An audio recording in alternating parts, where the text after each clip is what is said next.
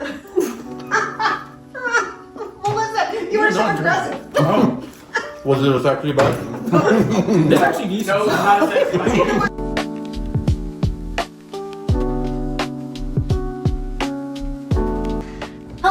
My name is Sierra Frazier, and we are doing SCT's Hot Ones with hot questions and even hotter wings. Today we have our lovely cast of Podcast. We have a podcast. H-A-W-T, Martin Lehman, Melissa Esau, and Jon-Michael Porter. Between the three of them, they have over 60 years of acting experience at SCT. It's mostly me. It's mostly him. About 59 years is Jon-Michael. Melissa and I are just starting. And they are now starring alongside each other in the wonderful show, The Lifespan of a Fact, which is going to be running October 4th to October 19th of this year.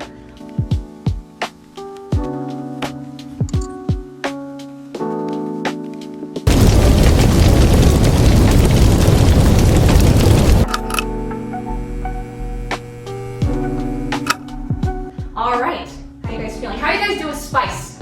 I love it. You love Me it? too. I love it. Not a seesaw? Well, it'll be a surprise. Let's go. When I get the question first? You bite it first. Oh, shit. Oh, we're supposed to bite it? I mean, you can eat the whole thing. This is my dinner, so. So, The Lifespan of Fact is a play based on true events. How would you say that knowledge has enhanced your performance, knowing that these are real people and real people's stories? Well, for me, it helped to do research on the real person, John Zagata, to kind of learn who he was, or is, sorry, he's still very much alive. And that really helped me get into the character of him. The character in the play isn't exactly like the real life John Zagata, but there are certain things I learned about him, like his orientation, where he's from, things like that kind of helped me as I was creating that character. I'm a compilation of publishers and editors that they both have worked with. So I can develop mine through the dialogue and the action and whatever Jenna gives me to do. So, and that's fun too. Yeah, absolutely. Yeah, trying to learn about Jim was interesting. There wasn't much about him personally. He's kind of private that way. But from like the little bits that I did grab, seeing kind of, I can see where they took him from the real person to this fictional version of him, and I like playing with that and trying to find that nice balance with being respectful in the fact that this was a real, or is, it's not dead either, real guy. This is Smokey J. Oh. So the base moral of this show is power, the power of truth. What constitutes it, and who gets to decide what it is? How does that affect your characters, and how do they interact with each other with that knowledge? Hello. So Jim Fingal is very much on like, oh, No, He's already losing it. No, go ahead. I just felt a little thing in my nose. Sorry. yeah, Jim and John are very much on opposite sides of this What's in perspective. this sauce? For Jim, what is accurate, what is factual, is the truth, and that's the end-all be-all for him, and that's what drives him throughout the show to frustrating degrees, as these two know. Whereas John is more interested in the deeper truth. As he says later near the end of the show, he's writing to the spirit of the boy, not to the body of the boy. So it's about how he wants you to feel about the story that he's telling, and if he has to fudge some of the facts to tell that story in a way that is moving for the audience and isn't just a bunch of numbers and facts and kind of boring details, but that truly speaks to the soul of the person, then he's willing to do that. And she understands his perspective, but she also needs to have as much of the facts that are in there to be as truthful as possible. And since we're on a time crunch, he's really taking it to every little thing. And I'm trying to get the compromise of the both of them. Up next. What's number 3? Number 3, we have Stellar Fuzz. Ooh, What's the so Scoville fun. rating? Oh, man. Good. The Scoville rating on this is 6,000. Oh, What does that mean? just like Heat the units. Oh. Would it taste different if they were warm? Does it? I'm sorry, I did it as fast as I No, could. I mean before. I So, ate the wrong name. Which one did you eat? I ate the next one. Why would... Oh, but This is this right is here. good. But here, I'll eat this one. Well, all right. I'll try it now. I like this one. Okay. A lot. Oh, but Oh, it's not really good. Good, I'm glad you got to try Yeah, it. it's really good. Oh man, that was yummy. So, how has it been working through the show, especially with it being such a small, tight-knit cast? Like, do we like each other? No, well, sure, they like each other, but also, like, how is that process working with such few people to put on You know a what? show? For me personally, I like it. I like small, I like intimate. This is great. Yeah, there's so much back and forth, and so many of the times we're talking over each other, we're cutting each other off, and that takes a lot of work to do to make it feel natural. You know, I enjoy it too. I'm used to doing the big musicals with 30 people, and you never get to have those, you know, intimate moments on stage with people because there's so much going on. And sustaining moments too. Yeah, sustaining moments, and so it's been a really great experience so far, and I can't wait for the audience to be here. They're going to be so close to us that it's really gonna have a good effect. I think. I agree.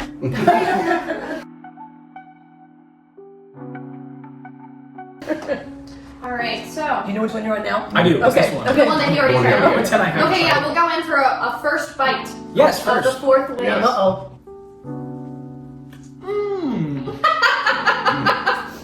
It This is one was yum. more of a buffalo sauce flavor. This Oh, one's good. called Los Calientes Verde. Oh. Oh, that's good. Is that a little lime or something in there? I like that. Yeah. So far, so good. I haven't dropped yet. Nope, she's still in. Now, what is some of the biggest challenges that you face when you're doing a show that is titled a comedy but has such dark undertones and themes behind it? How do you balance that?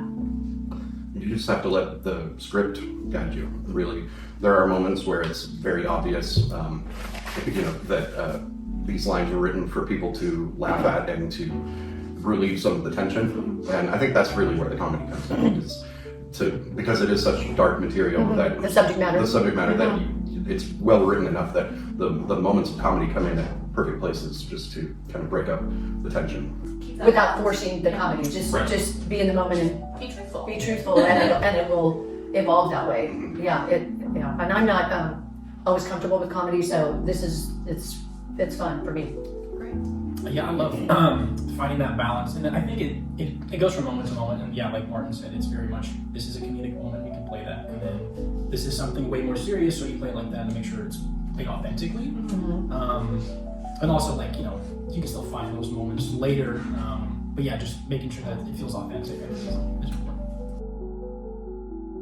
Number 5. Wow, So we have reached 52,000 Scoville it units. seems like a lot. Yeah. I can feel the. You can feel the tingle. It's not like bad or anything. What's the name of this one? So this one is quesos and queso. Did you not put very much on mine just to kind of like baby me through this? No, Okay. Yeah, I can feel that more. But, it's definitely there. it's definitely Yeah, there. but It's definitely there. It's still nice. How did you prepare for your roles, starting from auditioning and to at this point now when you're starting to run the show? Oh geez. I'm good. You okay? Yeah, I'm good. I'm Milk? good. I don't need it. I'm good. but Michael doesn't like milk. I don't. hello, I'm feeling that one. Drink of last resort. Yeah, watch your lips. Your lips So I have a It's little. not my bit lips, just in it's my case. tongue. The lips, the teeth. But yeah, I learned about when I first heard about the show. I tried to read the script and I found it online, and I just dug into the character and learning all of his, just seeing how he kind of how he talked, if that makes sense, how he sounded, and the neurotic nature of him, and trying to find that. And get to that and just think about that and what that means. He has a lot of like monologues that are just rambles, and how do you kind of ground that and make it seem not like so insane that you as an audience member don't understand what is being said. And I'm still discovering that as we go along. But that, I think, for me, is the journey of this character and finding that through the voice, his movements, and yeah, that's good. It's really good. I'm good. You okay? You keep saying that. Did that spice kick you a little bit? More than I was expecting. Yeah, honestly, yeah, being a little bit honest. on the tongue. I'm still okay. Well, I think I've kind of answered this already. I learned about John as much as I could, about who he is as a person, where he went to college, you know, where he works now, where he grew up, and kind of let that speak to at least what I keep in the back of my head, and then let the script develop the rest of who he is. For me, because she's a compilation of an editor and a publisher, for me, going through the process is reading the script many times through, excuse me, and memorizing my lines like as soon as I can to get that book out of my hand. She And makes that- the rest of them look really bad. Well, and that it's just for me. True. That's how I can get into the moment, and then like, oh, that's the wrong interpretation or wrong intent, and You then leave the script and just and then get from them what I need to. And with Jenna and Janine, their eyes, making sure that it's the right feel. But that's for me because I really don't have people to go on. It's just my own creation. So, yeah. How about you? This is going to be very up Martin's alley. Ooh, Bourbon Maple Reaper. yeah. He just pops that. You have popped them all in your mouth. Good for you. Now, what started each of your careers in theater? Oh, What careers? They are careers. Remember, there's over 60 years Oh, of hello. SCT. That's All true. there it is. Nope. Oh, Oh, Okay, I just cleared my throat. Yeah, okay, I'm good. Okay. Well, I started as a dancer, and then it just evolved into theater because I wasn't going to be a ballerina. And I and I've always loved theater. I mean, my mom took me to theater. I mean, my mom did theater. I mean, it was just a natural, But I think when you're younger, and you correct me if I'm wrong because you do too, you don't realize that it's that difficult. You think I can do that, and then you go and do it, and it just, it's fun to play. It gets your mind off of whatever might be bothering you, and it's just and the people are great. It's just a wonderful activity to have. I'm the most experienced here. I mean, I've been acting since I was a kid, and I think it's just the school that I went to had like such a big emphasis on the arts, and one of them being the performing arts, and they made us all like be a part of the shows in some way, whether like making props or something, or being an actual performer. That's kind of where it started, and I've kept up with it because it's a lot of fun, and it is difficult. It can be very difficult, but even that difficulty is fun. And just inhabiting a different person and making them feel real is so fun. And that's why I keep with it. Yeah, I agree with Jon-Michael. I think the opportunity to play someone else, to not be yourself for a few hours, and to really get into the mindset of another person, I think it helps a lot with empathy. You really start to understand how people feel and why they do what they do through the performances that you do. It's a very social event or hobby as well. You meet all kinds of people, a lot of crazy people, but in general, they're decent people. And so, it's just a good way to get out and to productively kill some time. Yeah. Do theater, kids. and this is called Forbidden Fruit. Oh. You are a beast. I am completely impressed with you. Holy shit balls. Oh, I'm sorry, can I say that? Oops. Oh my god, my nose. That does hit a Don't little. touch your eyes. I'm not, but I've only been eating with this hand. Ooh, the water really doesn't help. Nope, that's what I It was. spreads it around. No, but none of us have had milk yet. Okay, I don't want to be well, the first one to drink Karen, it. All right. no more virgin for me. Do you want to go in, Jon-Michael? Oh, and I What? hate We can milk. go in for milk together. I'm I hate milk. Oh, I also hate milk. I'll go. Cheers. All right, fine. it's not. Milk haters unite. I mean, well, it's Room not. temperature milk is even better. Okay. Well, at least. All right. Does help. How would you say a smaller setting at SCT's Black Box changes the overall feeling of the production itself? Like, do you think it would translate the same that it is if we were to do the same show, same cast, everything on the main stage?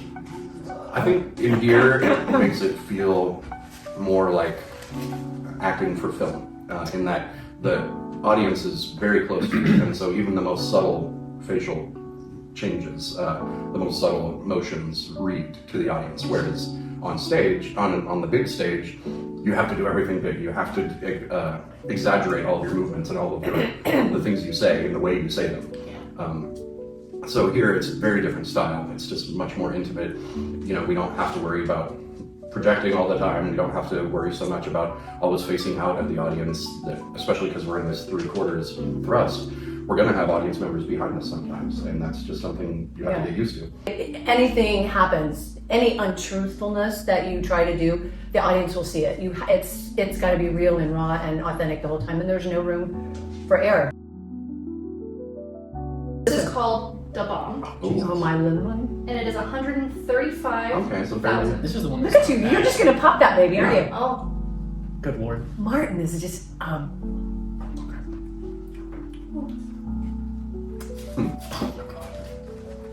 Okay, yeah. oh, You're looking welcome. over. I did. Well, that's because I just. Oh wow. That's awful. Yeah.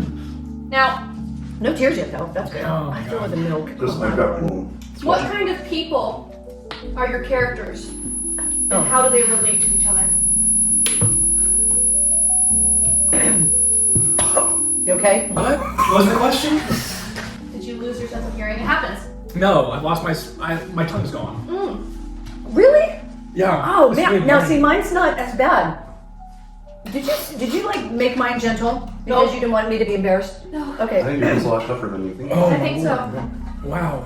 What? So, what kind of people are our characters, and how do they relate to each other? Yeah.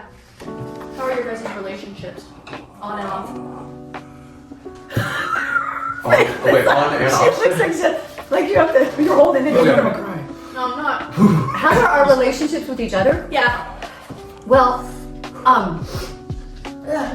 Martin and I decided that John and Emily have known each other for a long time, so we have a history with each other in terms of working together in the past.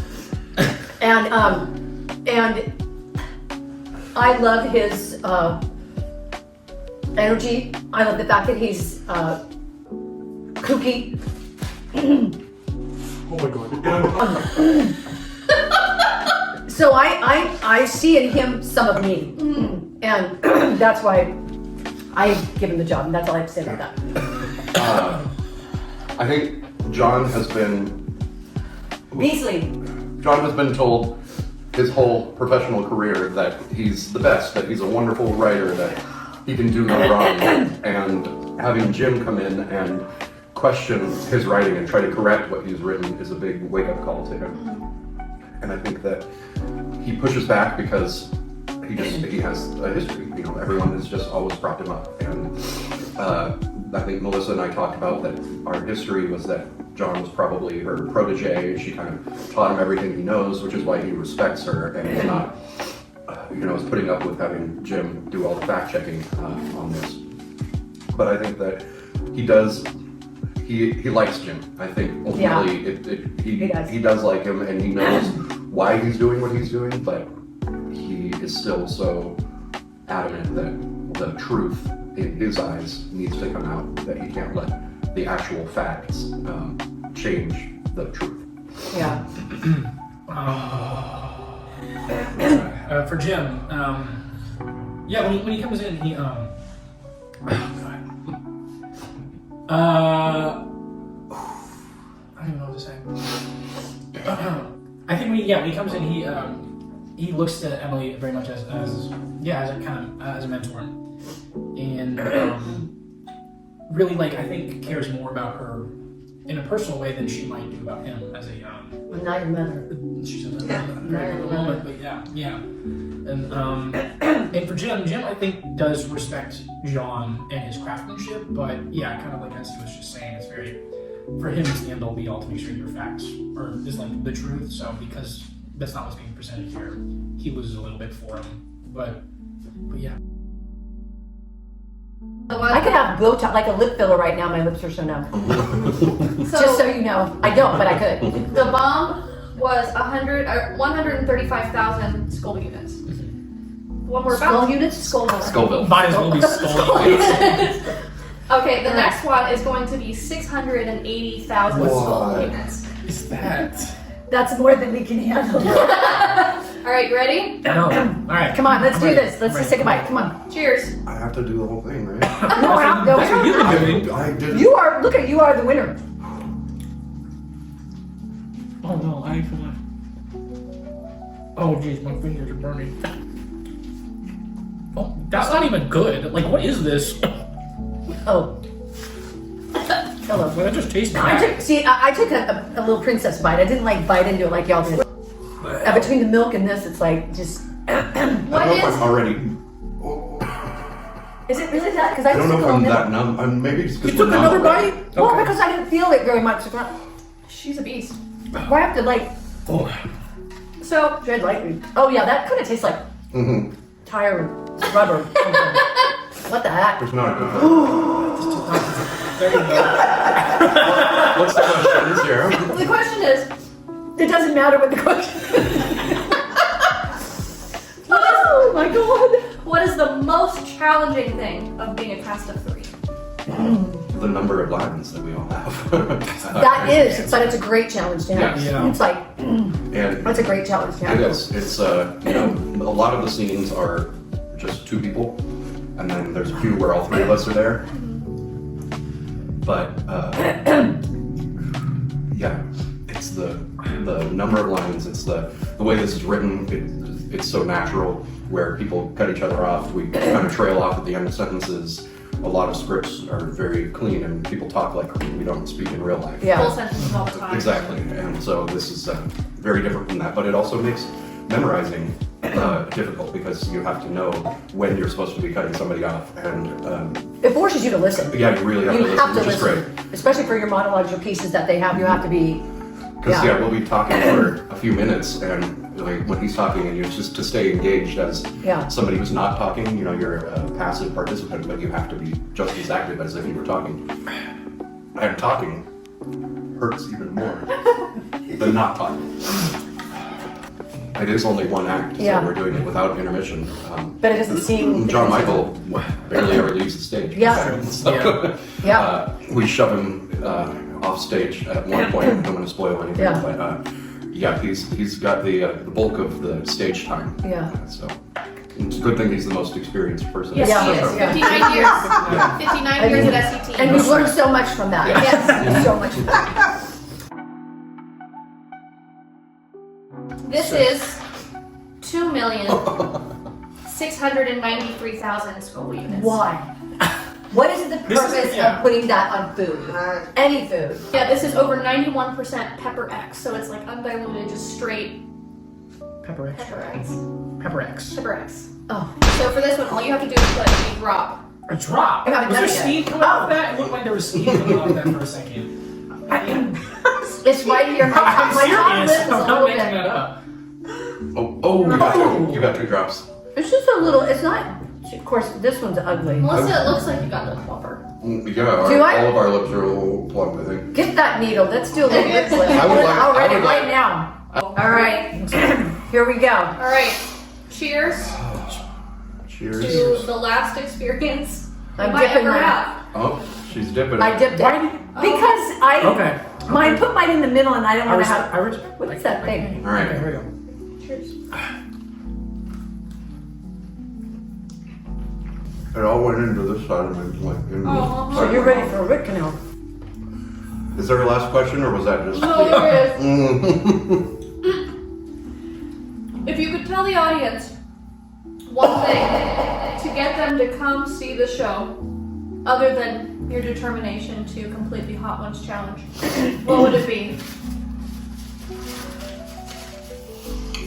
This show will stay with you. I think the audience will leave talking about the show, and What's a conversation piece? it's definitely a conversation piece. Oh my, he's, Oh, I shouldn't have sniffed. That's it. When you snip, it's the snipper. it clears it. Yeah, it does. Ooh. The nose is a little runny, but. We really should have had beer here. That would have been.